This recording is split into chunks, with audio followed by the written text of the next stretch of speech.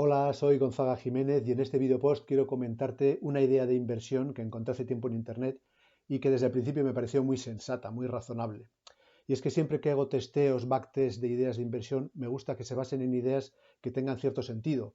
Es decir, no ideas, no algoritmos que obtienen resultados buenos en internet, en el histórico, pero que no se sabe muy bien de dónde salen estos resultados.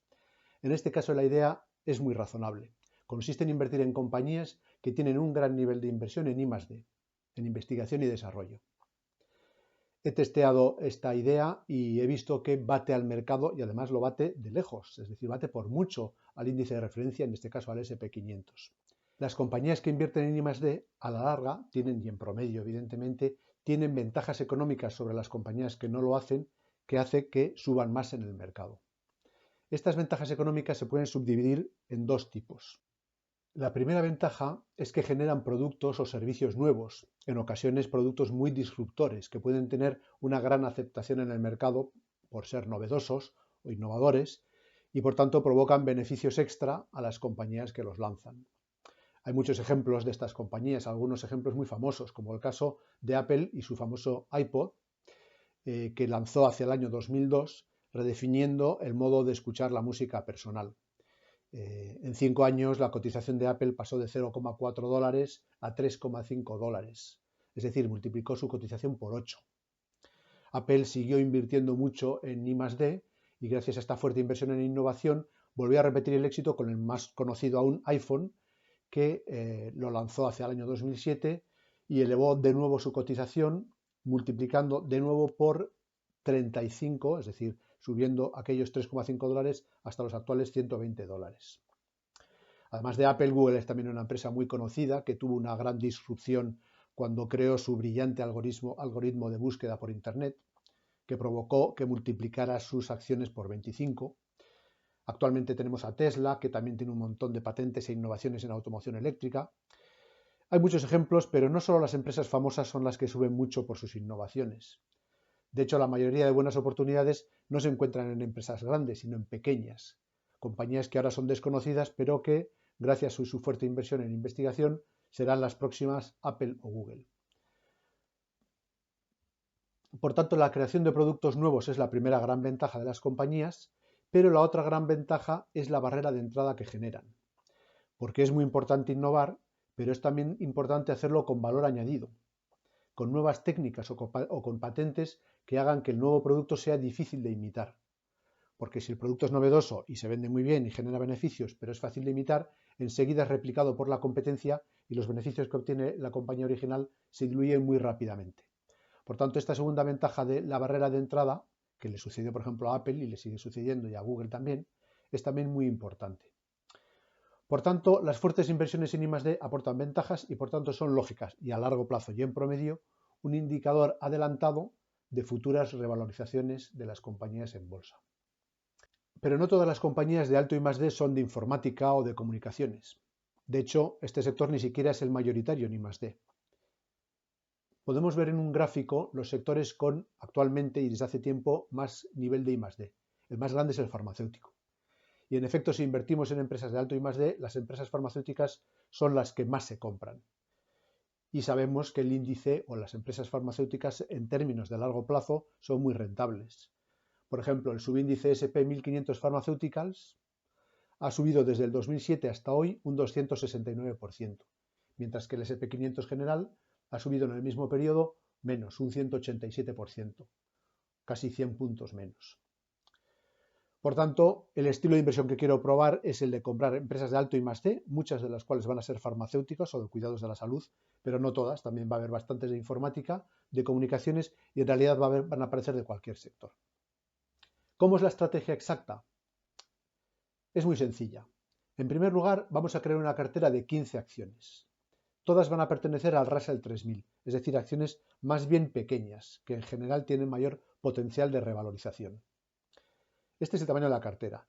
Después, la primera regla que deben cumplir es que los gastos en I+D sean muy fuertes, en concreto más que el 15% de su capitalización. Esta es una regla bastante exigente. Realmente hay pocas compañías que invierten tanto como el 15% de lo que valen en mercado.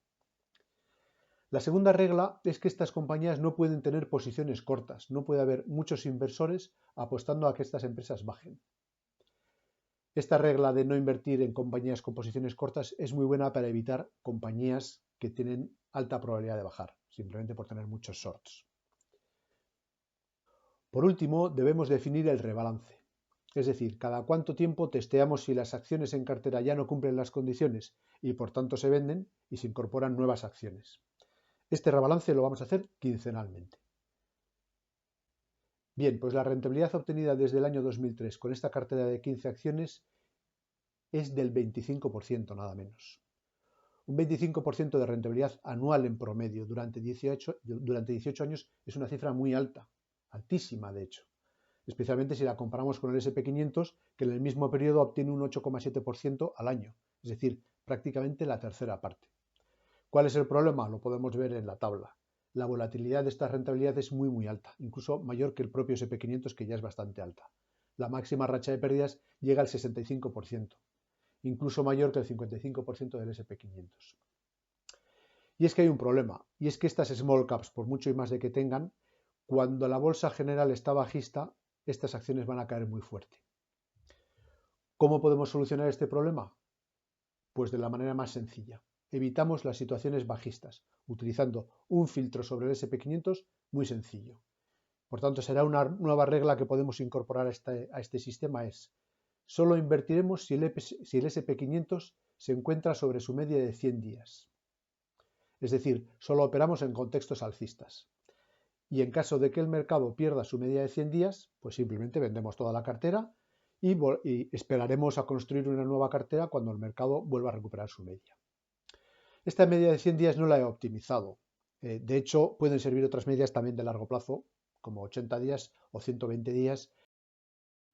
Los resultados ahora son mucho más interesantes porque se sigue superando por mucho al mercado, pero además se hace con mucha menos volatilidad, obteniendo una rentabilidad del 23% nada menos anual, pero una máxima racha de pérdidas del 25%. He hecho muchas variantes con esta idea. Una de ellas, que me parecía más lógica, es utilizar un rebalanceo más frecuente. Es decir, en vez de rebalancear, comprobar las acciones que hay que vender o comprar una vez por semana, una vez cada 2 semanas, pues hacerlo una vez cada semana. En teoría, al hacer un seguimiento más rápido de las acciones, deberíamos reaccionar más rápido a los desplomes o caídas de la bolsa. Pero curiosamente los resultados apenas varían. En realidad, el hecho de que no haya mucha variación en los resultados de una idea cuando la retocas es un signo de robustez. Quiere decir que haciéndolo de diferentes maneras, la idea es rentable. Bien, este es el backtest, pero ¿cómo podríamos utilizar esta idea para hacer nosotros inversiones rentables con nuestras compraventas de acciones? Bueno, el problema de la técnica, tal y como la he descrito, de comprar una cartera de 15 acciones, es que es laborioso para un inversor retail seleccionar acciones con las características que hemos visto, ¿no? Bien, el dato de porcentaje de posiciones cortas en realidad no es tan difícil de encontrar. En el propio Yahoo Financials, en sus estadísticas de las empresas, suelen aparecer siempre el número total de posiciones cortas de un valor y el total de acciones de libre disposición. Con lo que si encontramos o si hemos localizado un valor que sí tiene un alto I+D, pues simplemente tendríamos que comprobar en Yahoo que sus posiciones cortas son menos del 5% del total de las acciones. Sin embargo, saber las acciones que tienen un alto I+D es un poquito más complicado. Aunque la inversión en I+D es pública, este dato suele figurar entre los balances o los listados de balance que aparecen trimestralmente y no son especialmente fáciles de encontrar. Por eso te voy a adjuntar una página web donde puedes descargar de una manera gratuita las 1000 acciones que tienen mayor gasto en I+D en el mercado y donde puedes ordenarlas además en función de las que tienen más gasto o menos gasto en relación a su capitalización. Localizando esas acciones solo tendríamos que comprobar que no tengan posiciones cortas, que no se encuentran bajistas y podríamos comprar las que mejor aspecto tengan. El problema del listado de la página que te adjunto es que parece que no se actualiza demasiado a menudo, así que te voy a dejar también la última cartera que he seleccionado en función del I+D y que puedes descargar desde los comentarios de este vídeo o desde el propio artículo. Entonces, estas serían 20 acciones aproximadamente small caps que superan los filtros de I+D que he comentado y de posiciones cortas que he comentado a fecha de grabación de este vídeo de 1 de abril del año 2021. No te digo que compres todos estos valores, aunque hemos visto que en promedio sería una cartera rentable, pero más bien lo que creo es que se podrían utilizar como oportunidades de compra en el caso de que, por un lado, el propio mercado tenga un aspecto alcista y, por otro lado, la propia acción tenga un aspecto alcista.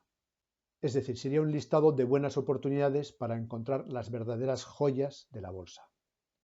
Estas joyas, estas futuras Apple o Google, no van a funcionar todas, evidentemente, unas lo serán y otras no, pero si encontramos unas pocas que van a multiplicar por mucho su cotización, creo que habrá merecido la pena probar esta idea. Bien, esto es lo que quería comentar, espero que te haya gustado la idea y gracias por tu atención. Un saludo.